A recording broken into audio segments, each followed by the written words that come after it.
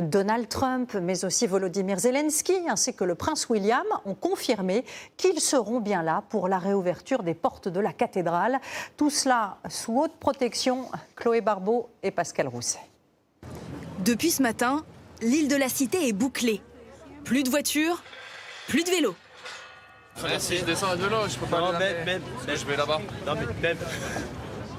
Demain, à partir de 13h, cette zone en rouge sera interdite d'accès. Impossible de s'y rendre sans invitation officielle ou justificatif de domicile.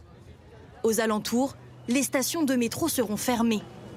Des précautions pour accueillir une cinquantaine de personnalités. Le prince William, Donald Trump ou encore Volodymyr Zelensky. Pour la réouverture de Notre-Dame, le dispositif de sécurité rappelle celui des Jeux Olympiques. 3500 policiers, 2500 gendarmes, 2 hélicoptères et 3 équipes cynophiles. Le risque d'attentat, on ne peut pas être exclu toujours, malheureusement. Mais également, il y a une délinquance d'opportunité. Et enfin, il pourrait y avoir également des mouvements de foule. C'est pour ça qu'on doit être en mesure d'intervenir immédiatement. Rive gauche, des tribunes pourront accueillir 44 000 spectateurs. Ils pourront suivre la cérémonie sur 6 écrans géants. Pour faire partie des chanceux, ces habitantes de banlieue parisienne ont loué un appartement à proximité. Nous, on voulait pas être dépendant de transports en commun, de voitures. Donc, on reste là pendant 2 jours et on veut tout voir, on ne veut rien rater. Voilà. On va dire, j'y étais ce jour-là, le jour où on a réentendu les cloches sonner. Et c'est ça l'important. Pour trouver une place en bord de Seine, les autorités recommandent d'arriver tôt, dès le début d'après-midi. Petite précision de dernière minute, sachez qu'on vient d'apprendre qu'en raison de la météo et de vents violents annoncés sur Paris demain soir, l'intégralité de la cérémonie se déroulera à l'intérieur de la cathédrale. Alors si l'événement a un retentissement planétaire, c'est évidemment en raison de la valeur patrimoniale de Notre-Dame, mais aussi en raison de l'exploit que représente celui qu'on a appelé le chantier du siècle. Emmanuel Macron avait tout de suite fait le pari de la restauration de la cathédrale en 5 ans. Pari relevé grâce aux 2000 compagnons qui se sont relayés sur place. Tout cela sous la houlette de l'architecte en chef Philippe Villeneuve, un homme qui résume à lui seul les enjeux de cette renaissance. Son portrait par Michel Izard et Bertrand Lachat. Les chaises sont en place dans la nef pour la cérémonie. Le décor resplendissant attend les visiteurs. Je souffre qu'il y ait eu un incendie, mais quand je vois le résultat, je me dis, bah oui, il y a peut-être eu un truc abominable et affreux, mais elle est quand même beaucoup plus belle qu'avant. La reconstruction de Notre-Dame en 5 années est un exploit technique.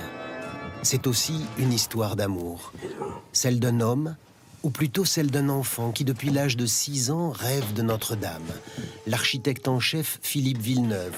Adolescent, il avait construit une maquette qui ne le quitte pas. S'il n'est pas quelque part à côté de moi, je ne suis pas complet. Regardez. Selon lui, il n'y a pas de hasard. On le voit ici filmé en 1983 sur les terrasses des arcs-boutants. Ça m'émeut quand je me vois comme ça. Je me dis, dis donc mon gars, si tu savais que 40 ans après...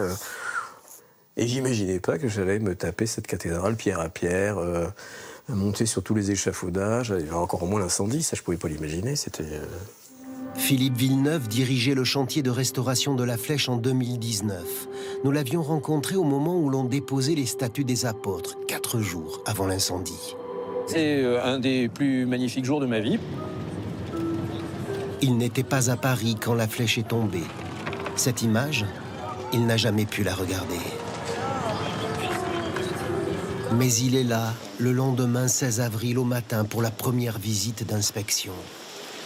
Je pensais que vous parliez des collègues qui étaient là. Et c'est un autre homme qui entre dans la cathédrale meurtrie, où l'eau déversée par les pompiers tombe comme la pluie. Ça veut dire que si jamais ça vient à lâcher, tout tombe. Il oublie l'émotion, dresse un diagnostic sur le vif et envisage déjà les travaux à lancer. Je dis le plus rapide c'est quoi, le plus urgent c'est quoi, le plus rapide c'est quoi, et ce qui va me servir après c'est quoi. Parce que si je mets des choses là, il ne faut pas que ça m'emmerde après pour la reconstruction. Donc il faut que les choses que je mets en place me servent pour après. Là où il y a l'endroit le plus fin. Moi le 16 c'était ok, je vous le fais en 5 ans et on y va. Et c'était mon obsession, j'étais mais pénible, tellement j'étais obsédé par ce délai. La bataille commence, il la mènera avec le général Georgelin et l'établissement public créé pour rebâtir Notre-Dame. L'objectif, redresser la flèche et tatouer sur le bras. Je la veux, quoi. C'est foutu, voilà, pour ce... Rassurez-vous, j'ai bien travaillé. Il fallait sans doute une part de folie pour réussir le pari et conduire tous les travaux de front qui ont transformé la cathédrale. Bonjour, monsieur l'architecte. De la folie. Bonjour. Bisous. Et de l'humanité. C'est tellement beau. Monsieur l'architecte. Donc tu transmets ça. Comment allez-vous? Il va bien. Moi, je suis perclus d'admiration et d'amour pour tout, pour ces gars-là. C'était bien, c'était une famille, c'était génial. Mais ça m'a aidé à tenir. Le 6 décembre 2023, il y a tout juste un an, les couvreurs, les charpentiers, les échafaudeurs replacent la couronne au sommet de la flèche.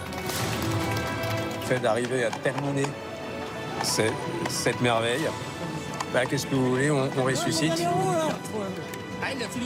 La parenthèse se referme pour Philippe Villeneuve. Il va reprendre les travaux interrompus par l'incendie et il va retrouver la Notre-Dame de son enfance. Et je pouvais pas la regarder, il y avait des tubes partout, il y avait plus de voûte, il y avait rien, donc elle m'a manqué depuis 5 ans.